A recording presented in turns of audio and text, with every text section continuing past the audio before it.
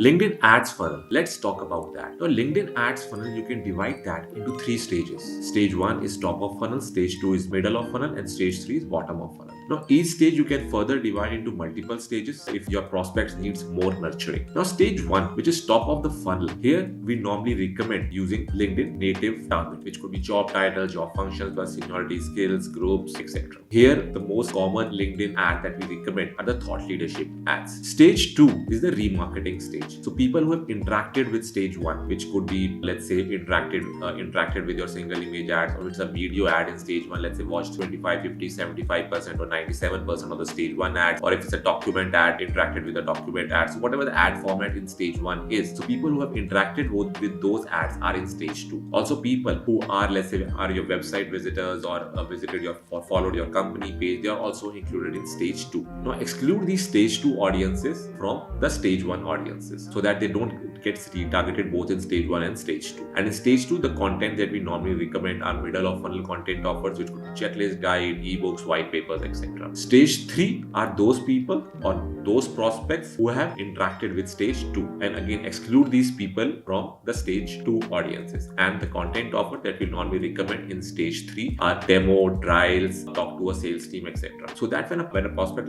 gets on a call with a salesperson or submits his request for a demo, he has already seen your ad 2 times. Now, it is not any point in time, there will always be like around 5% in market audience that will always be available. So you can still run your demo ads in stage 1 and stage 2, but most of the time you would see that the conversion rates are low and cost per conversion rates are high as compared to, let's say, if you run them in stage 3.